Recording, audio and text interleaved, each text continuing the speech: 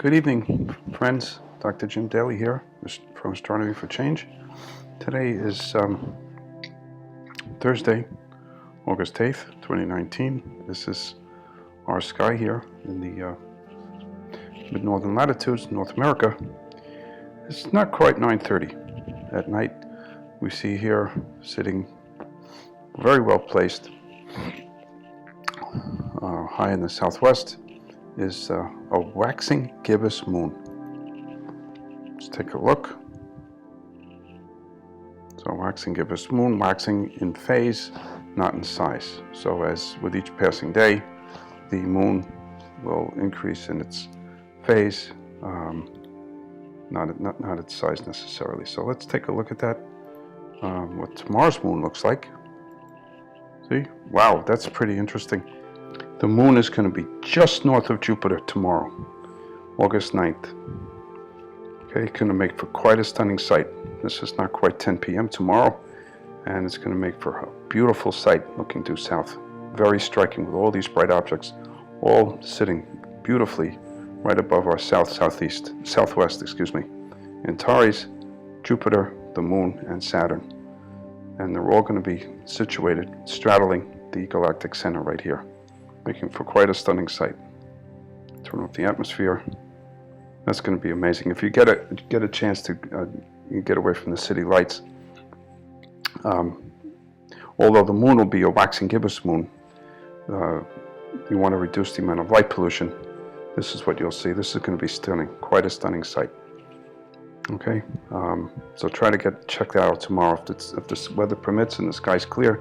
And don't forget too that as the moon increases in phase, approaching full, it's going to be brighter and brighter in the sky, and you're going to see less and less of the more subtle, fainter objects, the fainter stars, and other objects that would be seen normally in a darker sky. So this promises to be quite a spectacular sight.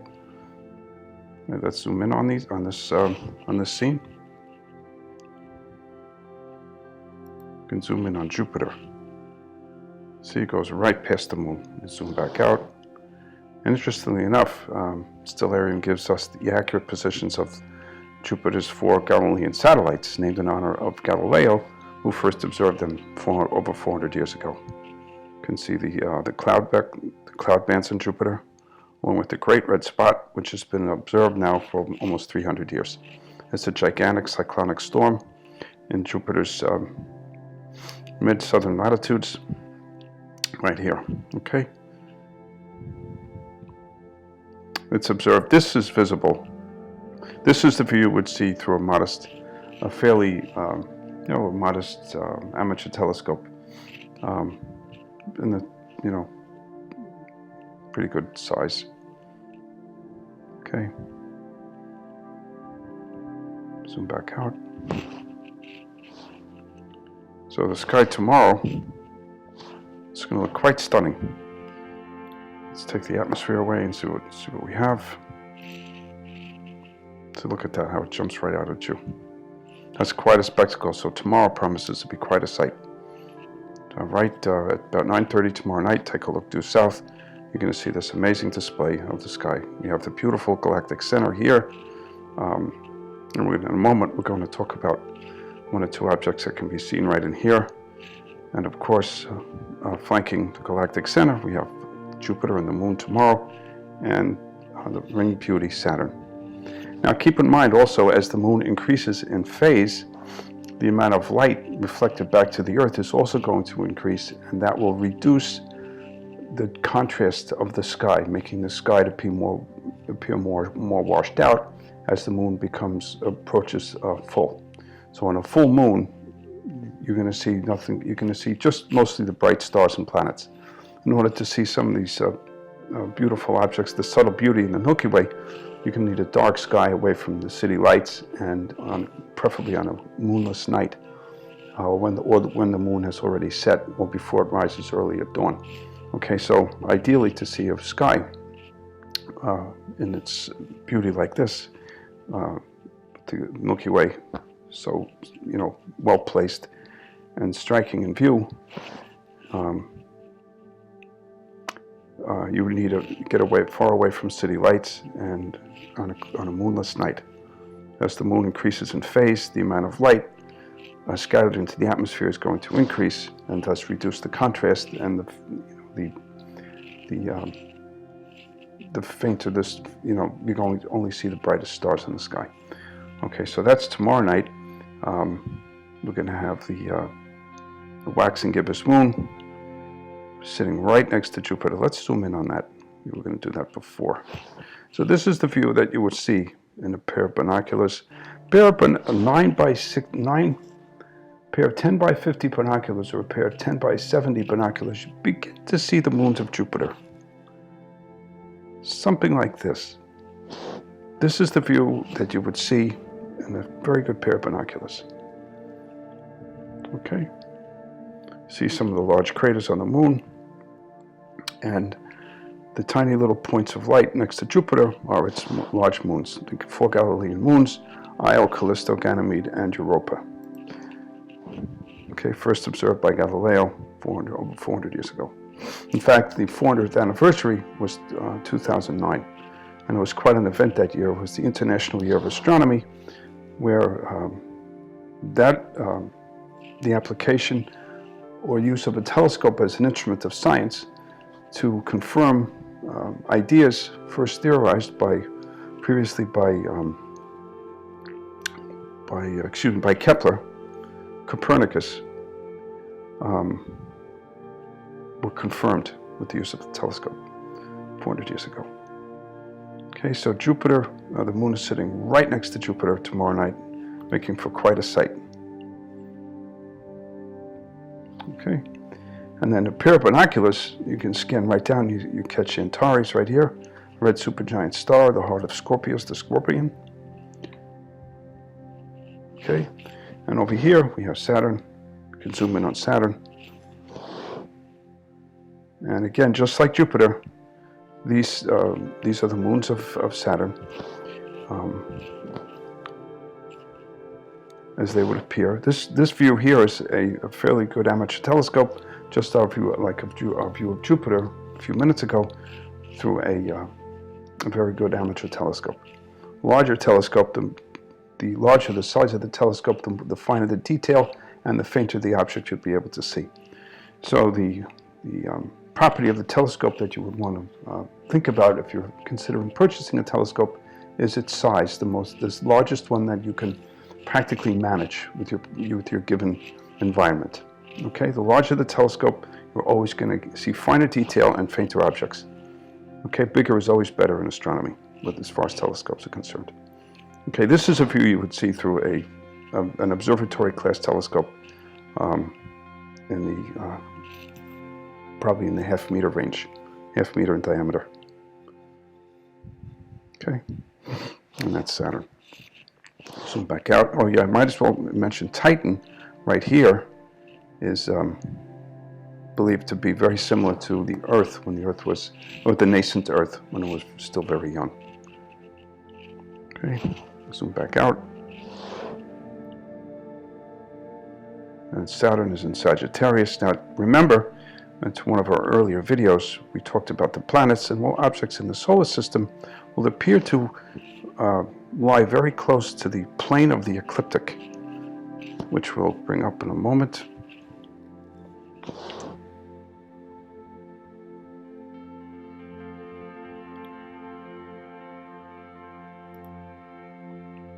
Okay. Ecliptic is right here. I know we covered this before, but this is very instructive. Now, you notice the moon is slightly above the plane of the ecliptic, whereas the other planets are closer to it. Well, the moon in its orbit around the Earth orbits the inclination of the moon's orbit is 5 degrees to the ecliptic. That 5-degree inclination is what prevents a solar eclipse from occurring every single month during new moon phase. I meant to mention that previously when we had discussed and observed the solar eclipse. Okay, so you notice the moon is slightly above the plane of the ecliptic here. That's because its orbit is inclined. to the ecliptic plane by 5 degrees or so. Okay. Moving further ahead at night, we also mentioned in a previous video the Perseid meteor showers peaking this Sunday rather. Excuse me, beg your pardon, Monday, which is the 12th.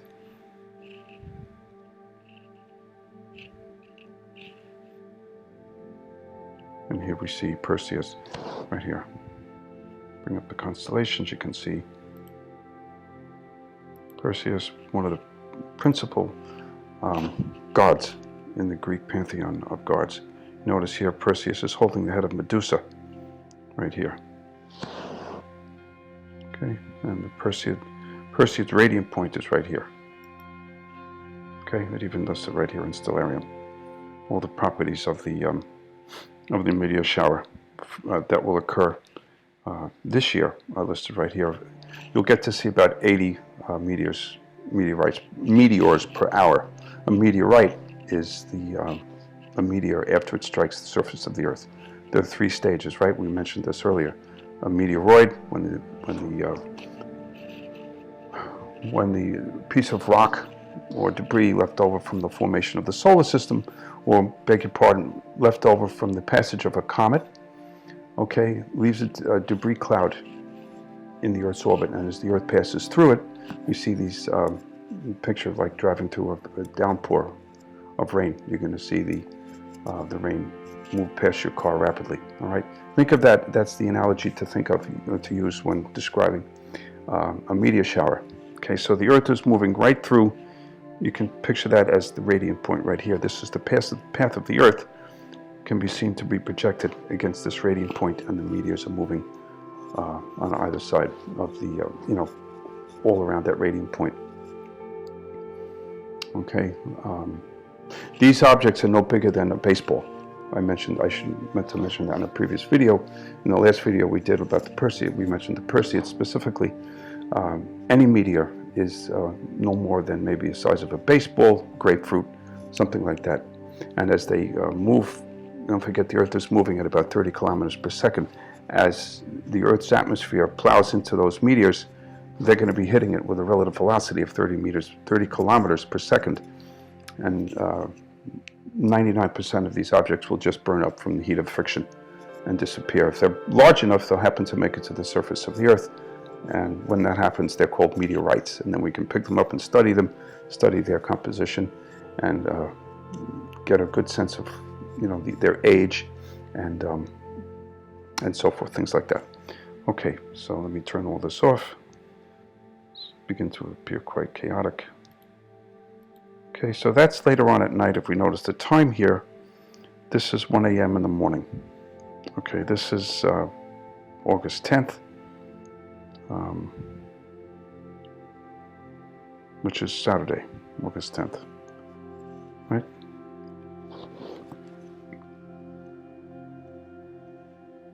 Tomorrow's the 9th, right? Tomorrow's Friday, Saturday's the 10th. Okay, so this is the sky Saturday night, or beg your pardon, yes, early Saturday night, late Friday, early Saturday, about 1 a.m. in the morning. Okay, and you can start to see the Perseids. As you can see here, we'll go back to this, they peak. The peak at, it says here, they're active between the 17th of July and the 24th of August, and the maximum is going to be Tuesday, August 13th. Okay, it's right here. Okay, good.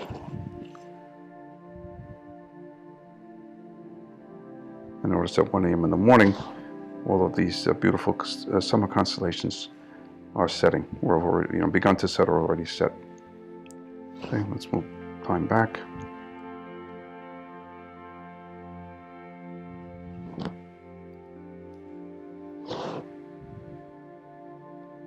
Turn our atmosphere back on. This is a more realistic view. Okay, so this is at, again, we come back to our starting point. Go back one day.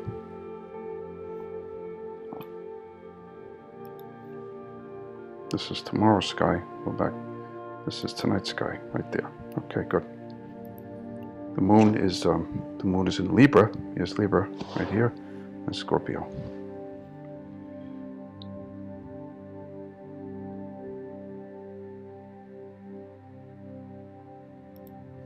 Okay. So what I want to do is point out a couple of objects. We talked earlier in the previous video about this catalog of Charles Messier. He was in the 19th century, lived between the 18th and 19th centuries. Okay, he died in the 19th century, but he started cataloging these non-cometary objects, so objects that are not planets, they're not stars, they're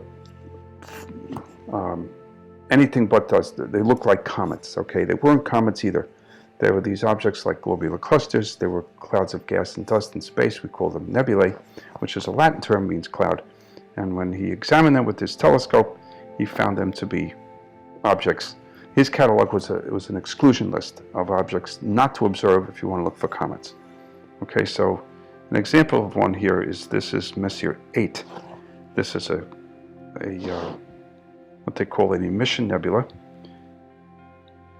The gas, the hydrogen gas, is shining by the light of these stars that are embedded in it. Okay, this is a beautiful object seen quite clearly with a pair of binoculars. Just turn off the ecliptic here. Okay, this is a good view. This is what it might look in a high-end pair of binoculars, or what they call a richest field telescope that takes in a wide expanse of sky, but it provides a high contrast because of the size of the telescope. Anything with a 6-inch diameter or larger would produce a view like this. Okay. Okay, this is what we call, this is Messier 8, or it's called the Lagoon Nebula, because you see this this dark channel here looks like a lagoon through a telescope. Okay, that's in Sagittarius. Back out here, look at the teapot. You can see the giant teapot here, right? Here's the spout of the teapot. Here's the top. Here's the handle, and so forth. And up here is the Lagoon Nebula. That's right above the teapot. Let me turn off the atmosphere here. And this is what you would see in a very dark setting. Zoom in. And it's quite a nice object to see. Now, the further south latitude you are, this is for mid-northern latitudes. The further south you go, the higher in the sky this will be, be observed. Okay, so if you travel down to Florida or into the Caribbean, the Sagittarius and this whole region of the sky will be much higher in the sky and provide for quite a striking view. Anyway, friends, we're gonna wrap it up now. If you like this video, please like and subscribe and share with your friends. And don't forget to keep looking up.